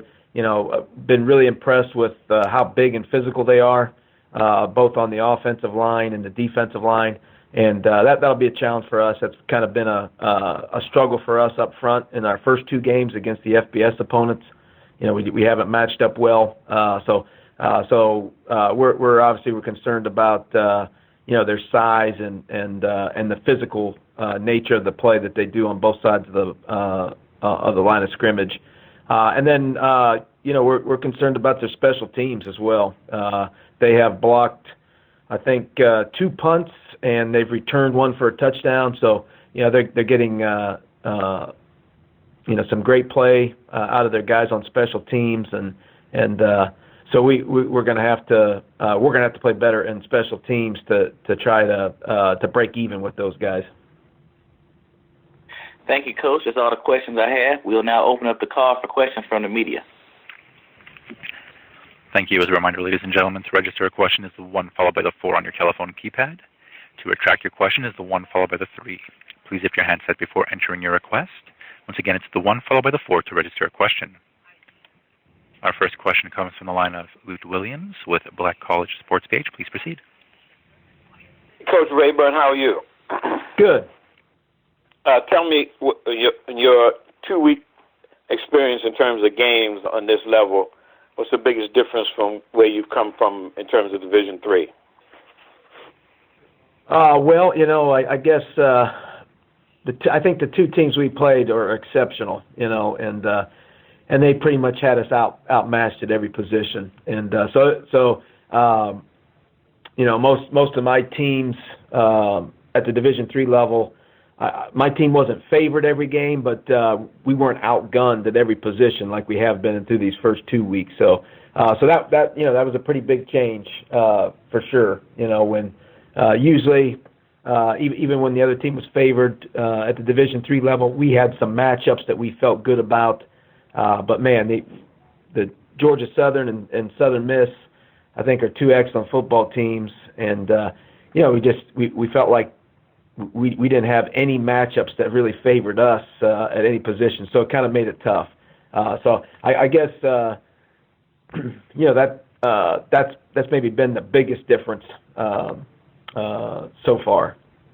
So never, when you were at the Division III level, did you play Division IIs or any FCS or FBS teams, or was that never on your schedule?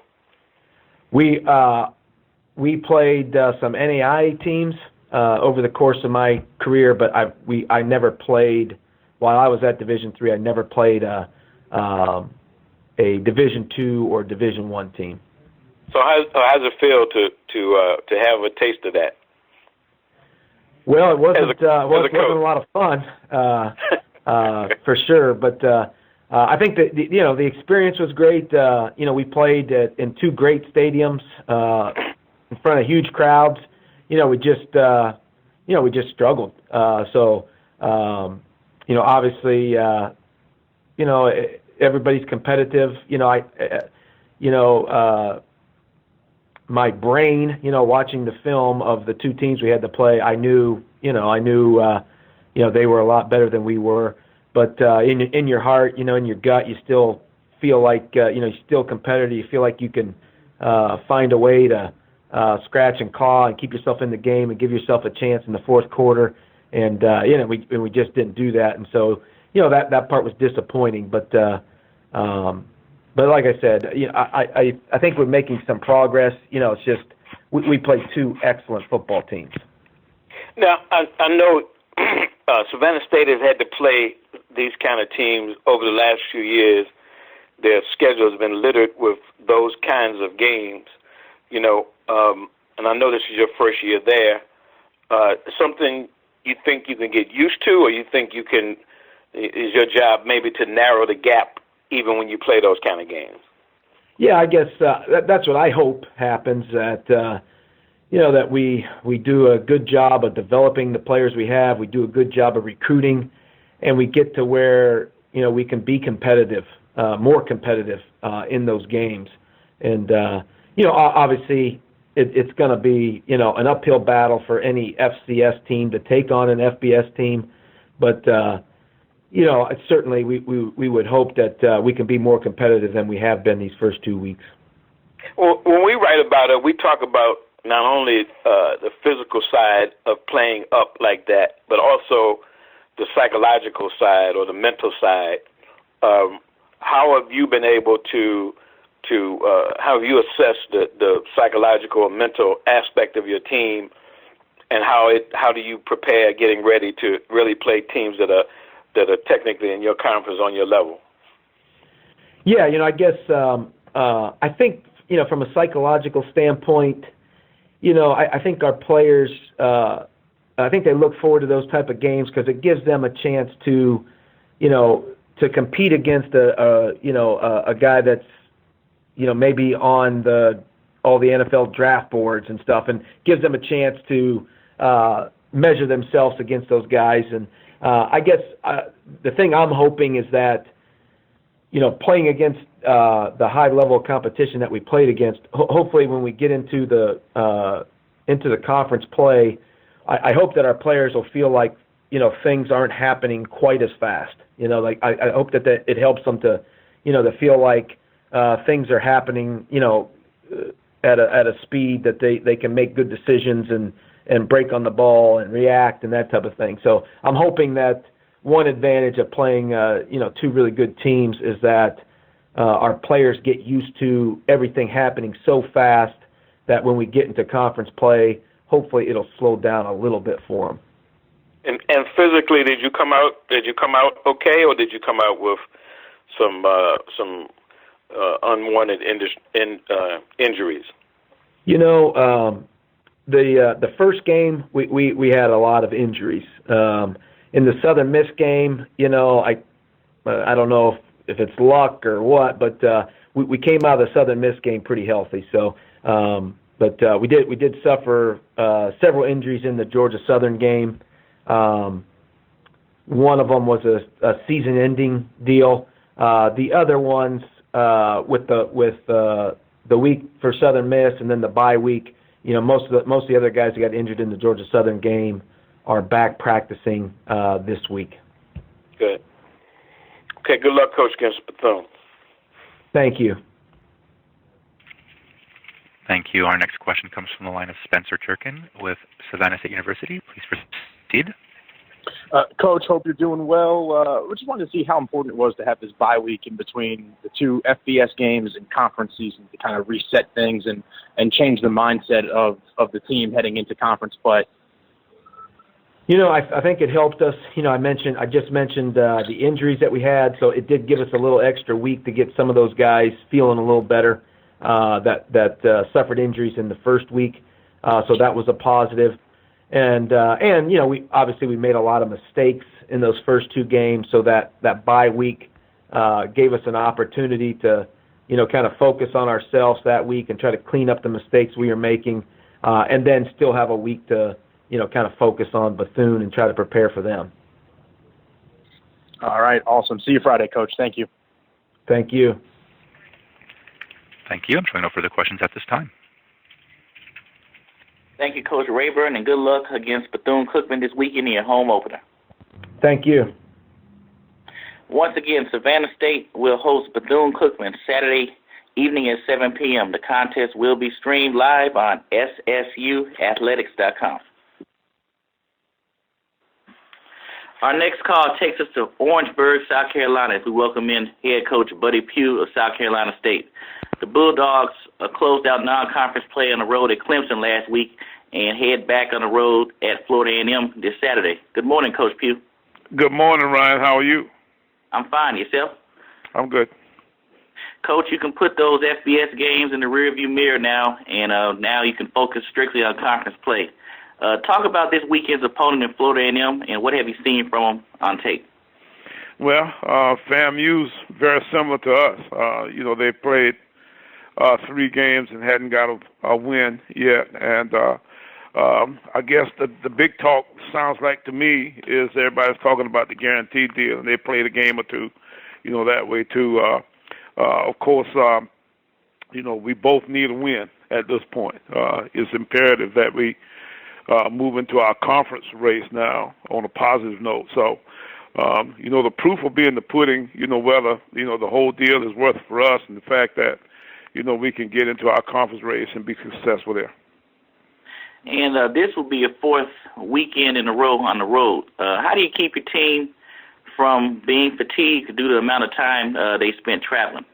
Well, we think we've got a good road process, and a large portion of that's got to do with the fact that, we get in the places on time, put them up in good hotels and have good food, and you're sequestered of sorts in ways that sometimes we're not at home. So, we sometimes like playing on the road better for our process up to the kickoff than we do playing at home. But we had a little bit of an issue at Louisiana Tech. We had a long weather delay, and that threw our schedule off a little bit. So that kind of threw us a little bit behind for this past week.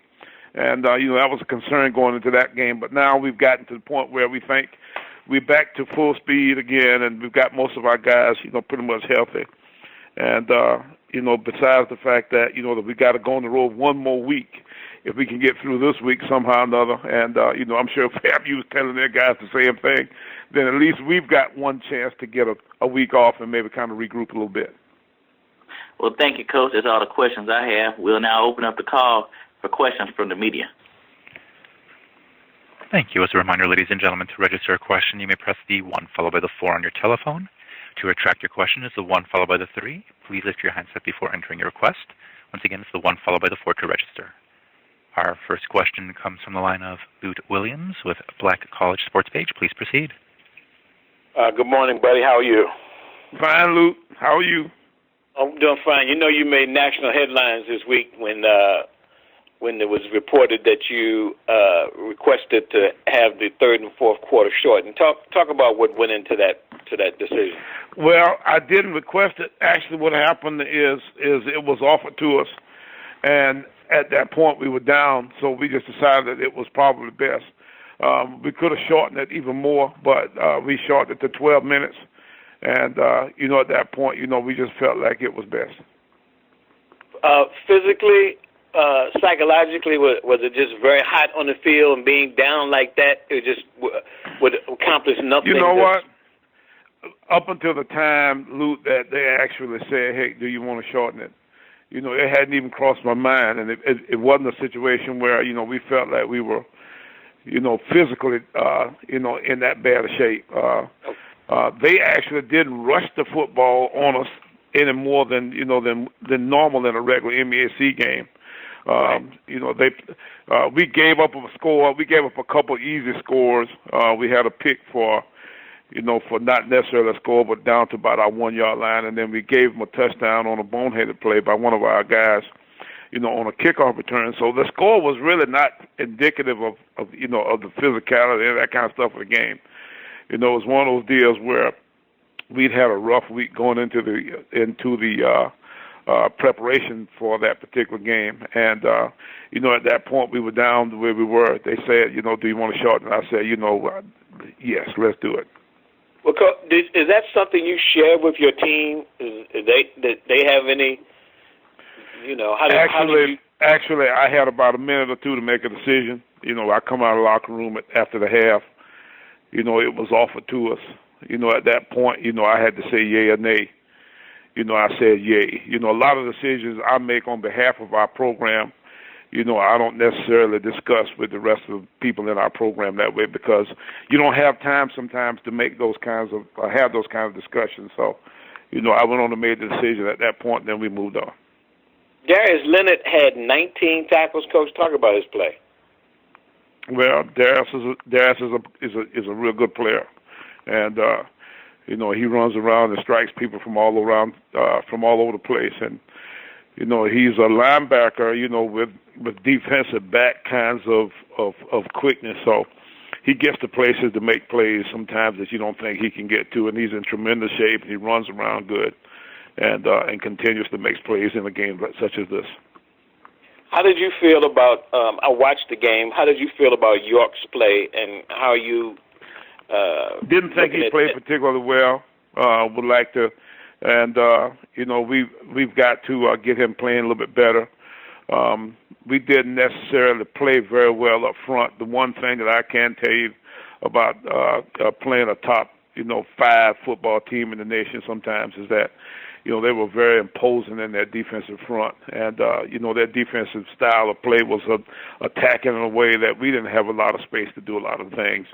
They take away everything from you, and they can do that in some cases. So, this is a team that, has got 5 stars all over the place. So, they beat us up some up front in our offensive defensive front. I think that kind of hurt our quarterback play some too. You sticking with York this week as a starter? As of now, yes. Okay. Good luck, Coach. Thanks. Thank you, Luke. Thank you. Our next question comes from the line of David Hall with the Virginian Pilot. Please proceed. Hey, Coach. Nice to talk with you again. Thanks, David. How are you?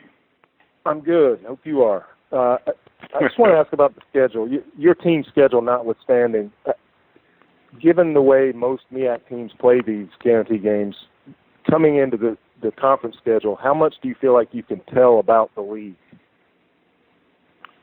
Wait a minute, I couldn't hear you. How much do you say I should do what now? How much do you think you can tell about the league after? I think the conference is 4-22 going into the conference schedule. I think we've scheduled in a lot of ways, heavily against teams that were probably better than us. The league as a whole, I think is pretty representative of what they were last year. I think we've got a lot of young teams. Our team, and this is one of the strange things about our deal, is the fact that we're playing 18 guys that are either freshmen or redshirt freshmen in our 2 deep, which is a little bit unusual for us. We're generally a little bit older team than we are, and I think a lot of our other teams seem to be transitioning a little bit between some older guys back to some younger guys, getting them going. But I think we have continue. I think we got good players. We're kind of young right now, and what will happen is I think we'll kind of develop as we get through the year to become better teams. And given the way that the non-conference schedule has gone around the league, do you feel like it's at this point is it A&T and everybody else? Well, there's A&T and somebody. Yeah, A&T has probably been the most productive outfit, so far this year, and it'll be interesting to see exactly what we can do to catch up to those guys. We played them late in the year, so hopefully by that time we'll be able to play with them. What have you told your kick returner about the play he made? Take a knee. But the kick returner who threw the ball in the end zone, What have you said? Yes, if he takes a knee, then that would not be a problem. Okay. Thank you very much. You're welcome. Thank you. I'm showing no further questions at this time. Thank you, Coach Pough, for your time, and good luck in your conference opener at Florida A&M on Saturday. Thank you very much. You're welcome. South Carolina State will travel to Tallahassee to face the Rattlers of Florida A&M for a 6 p.m. kickoff on Saturday. The contest will be streamed live at FAMUathletics.com.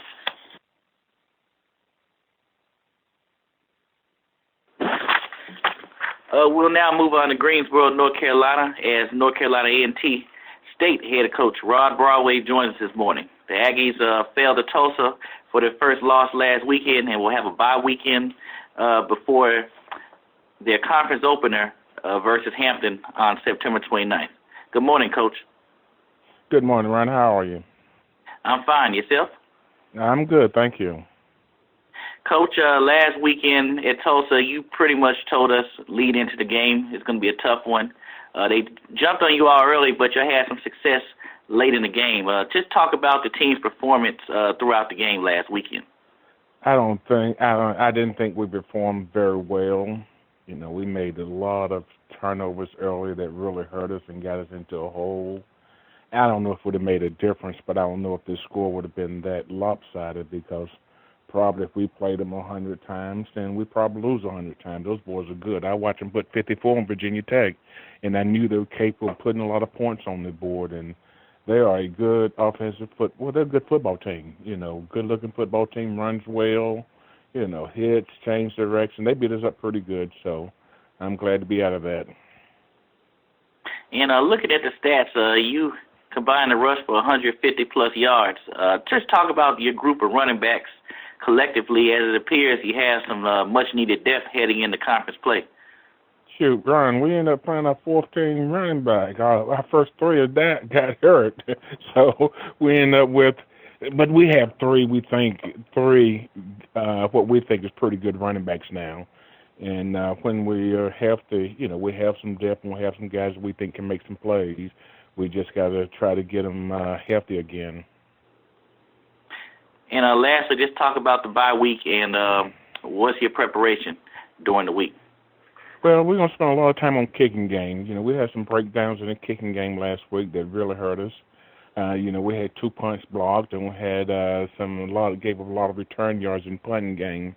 So we're going to work on that, and we're going to restructure that and see if we can get a better plan together to be more successful in the kicking game, because that's a quick way of getting beat real easy, you know, giving up points in the kicking game like we did. So we're going to spend a lot of time doing that. And then, of course, we got to go to work on becoming a better football team. Well, thank you, Coach. That's all the questions I have. We'll now open up the call for questions from the media. Thank you. As a reminder, ladies and gentlemen, to register a question, it's the 1 followed by the 4 on your telephone keypad. To retract your question, if it's been asked by another, is the 1 followed by the 3. Please lift your handset before entering your request. Once again, it's the 1 followed by the 4 to register a question. Our first question comes from the line of Luke Williams with Black College Sports Page. Please proceed. Hey, Coach Broadway. Good morning. Good morning, Luke. How are you? Okay, you talked about 3 running backs. Farrier was a guy we hadn't seen a lot of. Can you talk a little bit about him? Yeah, he was our 4th guy, and of course he went in, and I thought he played hard, and you know, made a couple plays for us. But you know, that's when they put their down the line guys in. Hopefully, we can make some plays against those guys. But his effort was good, his intensity was good, and his detail to assignment I thought was good. So he's making some improvement. Would you look at Raynard's play as kind of a bounce back from the Kent State game? Yeah, Raynard, like all of us, me included, we've got to get better at every position, every coach, and you know, we got to do things better than what we did the last ball game. But Raynard came in, and I thought protect the ball, didn't turn it over like he did the week before, and when he does that, he's got a chance of being a pretty good player. So we just got to get him to the point where he's protecting the ball every play in every game instead of some games. And conversely, as well as Bamiro played against Kent State, and obviously really just his really second time, I guess, getting, or maybe first time starter, and first time really playing as much as he's played. How you assess his play against Tulsa? For a fifth-year guy, I thought he did some good things. He, of course, he made a couple plays that we would like to have back. One was an interception for a touchdown, which, for the life of me, I don't know why we threw that ball there. I haven't figured that one out either. Go ahead. But, those are things that you live with and, you try to get better at. And, you made a couple critical mistakes during the course of the game, but we all did. We all made some mistakes. So we got to regroup and come out fighting and see if we can get better as a football team. I'm going to ask you also about Bell as a receiver. I know he's just a freshman, but appears to be a very productive kind of guy. Yeah, you know what, look, we think he's got a chance of being pretty good. He's a big guy, got good hands, he runs well. He's going to be, I think, an outstanding player before he's finished the year. So we're very lucky to have, a body like that can run like that and make plays like that outside. We just got to figure out a way to try to get the ball a little bit more.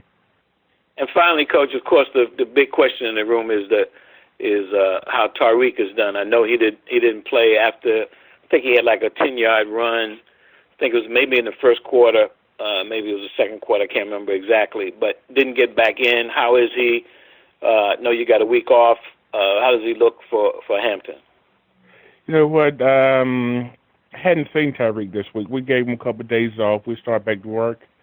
And, we got most of the coaches out doing a little recruiting here and, Fields here preparing for Hampton next week. But hopefully he'll be okay, Luke. Okay. Good luck, Coach. Thanks. Thank you. Thank you. Our next question comes from the line of David Hall with the Virginian Pilot. Please proceed. Hey, Coach Broadway. Hope you're doing well. Thank you. Same to you. I wanted to ask you about your scheduling philosophy at A&T. You guys played North Carolina last year, picked up an FBS win this year. Do you have an anybody anywhere philosophy, or do you just take the game? No, of course not. Of course not. Actually, I like the idea of playing some of those guys, and I think our guys need exposure to those type games, and I enjoy all that, but I don't like the idea of why we play them. I think that's a different story. But I don't know if I will ever schedule two back-to-back again because we got beat up pretty good in those two ball games.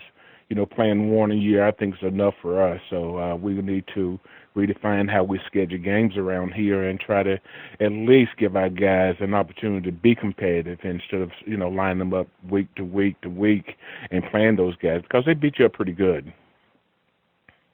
And when you play those games and you get back into the MEAC, how much difference can you tell in the level of competition? Well, MEAC has some good teams, good coaches, excellent players. There's a little difference in that, if you look at those teams, those guys have two more teams than what we have. They have 22 scholarships, which is two more teams. So the depth is a big issue. Sometimes, as you see us play or see our league play, the guys hang in there for a little while. And people say you can only play 11 at a time. That would be good if they only played 11. Because we could hang in there a little bit longer. But when you're rotating two more teams in there, it has a tendency to wear you out a little bit. But this is a very good league and very good football teams in this league and very good coaches in this league. So there's a difference in the depth and probably the skill level. Tulsa's skill level I thought was unbelievable. They had receivers that looked like our defensive ends. And they could run and catch and so forth and so on. And we're not at that stage yet. So, and I hope not too many people in our league has receivers like that or offensive line like that. Thank you very much. Mm-hmm. Thank you. Our next question comes from the line of Jeff Mills with the Greensboro News and Record. Please proceed. Hey, Rod. I just wanted to, you referenced it earlier about playing the back-to-back FBS teams. How beat up did you guys get, and how badly do you need this bye week? We couldn't. We probably could have to cancel if we had to play this week. No, but pretty good, Jeff. We got beat up pretty good, and it wasn't just one game. It was back-to-back games that beat us up, and we played two physical teams. Tulsa, even though they throw the ball around, they're a really physical football team.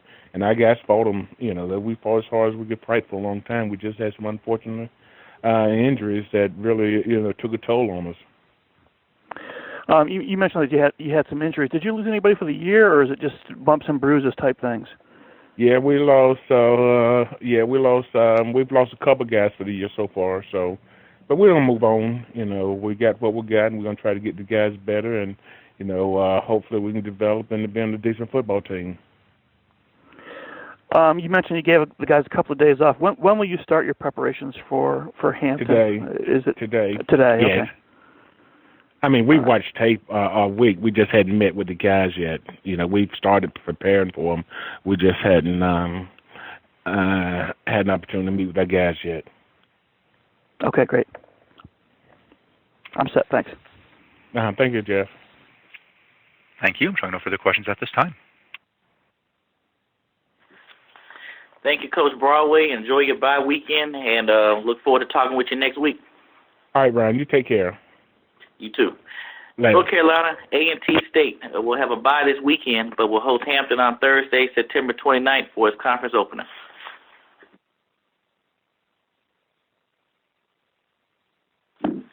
We will close out this morning's teleconference with our final head coach and Jerry Mack of North Carolina Central. The Eagles defeated St. Augustine's in their home opener last weekend and will travel to Norfolk State this Saturday. Good morning, Coach Mack. Good morning, Ryan.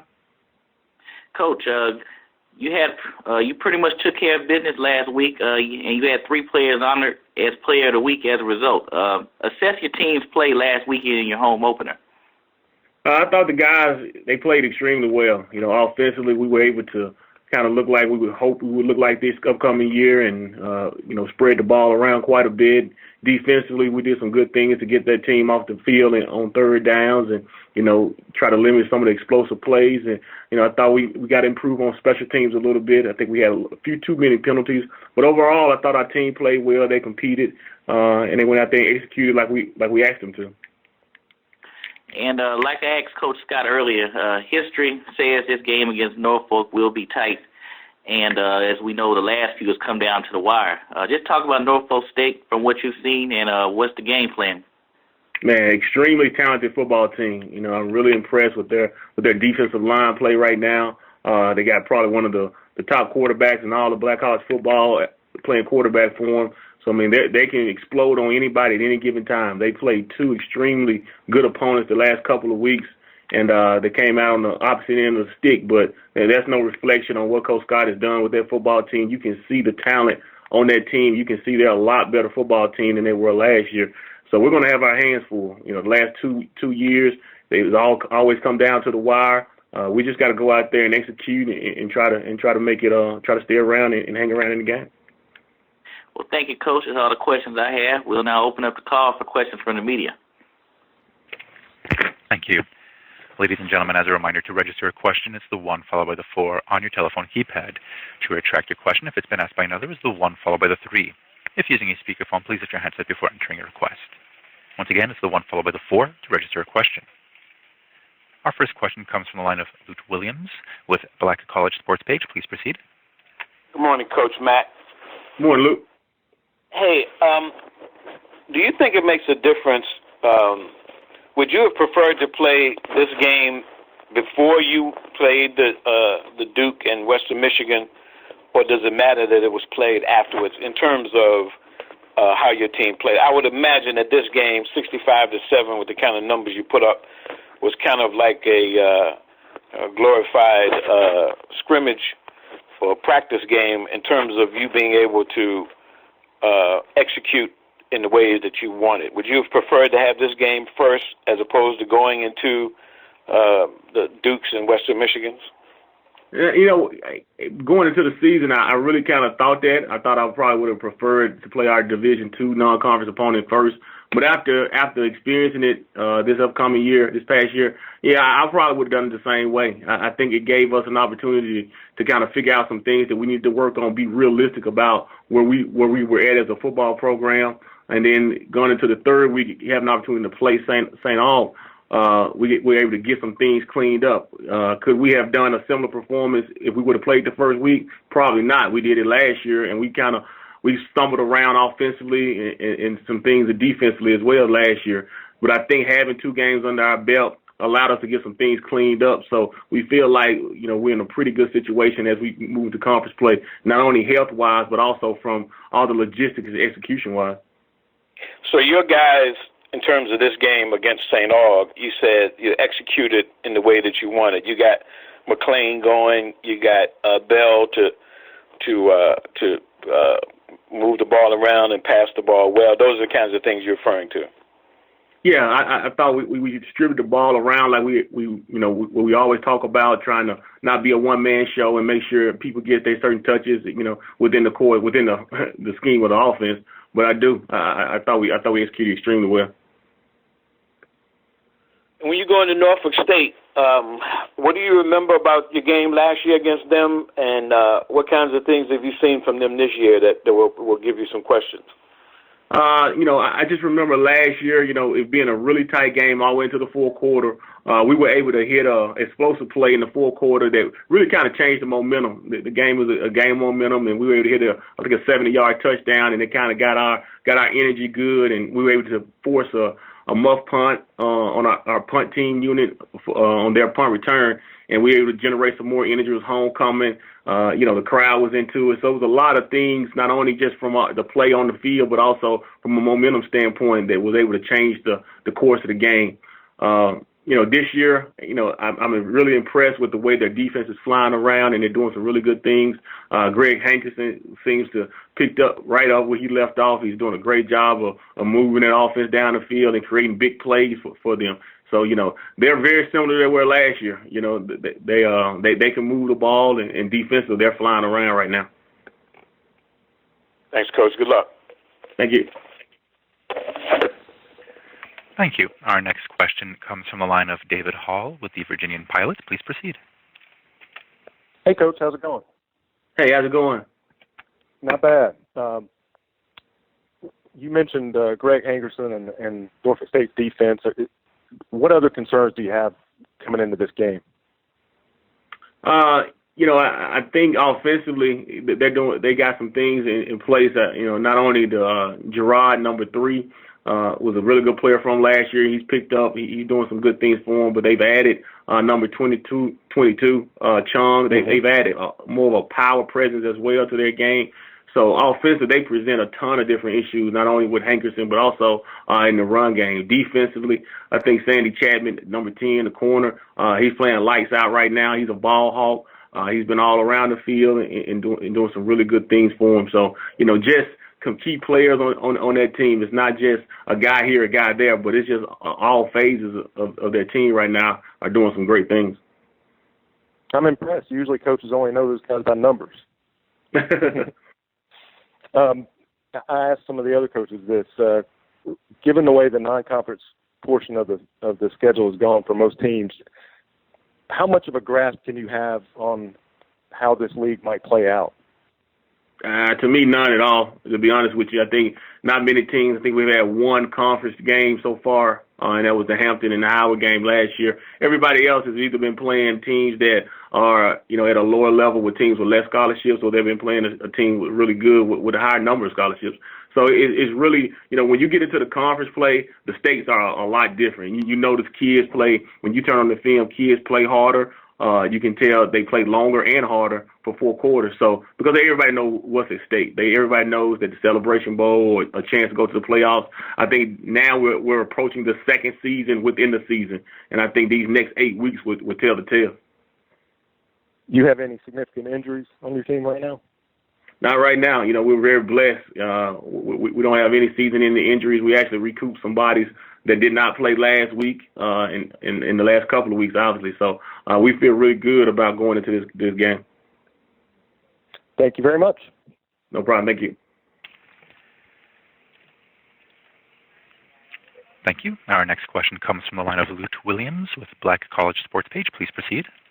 Yeah, this is just a little follow-up, Coach. I saw that not only was Carl Jones picked as the offensive lineman of the week, but he scored a touchdown.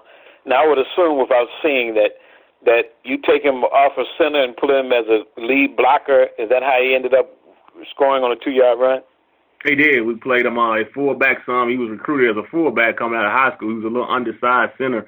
And, we were able to put him in the backfield this past week and give him a touchdown. So we ran a fullback dive play and gave it to him. Okay, that's what I figured. Okay, I'm sure he got a kick out of that. Was that his first carry as a central player? Yeah, it was actually his first touchdown, I think he said, in his career as well. So it was a little bit of both. It's something that he can cherish for a long time and tell his grandkids, hopefully. Okay, all right, Coach. Thanks. Thank you. I'm showing no further questions at this time.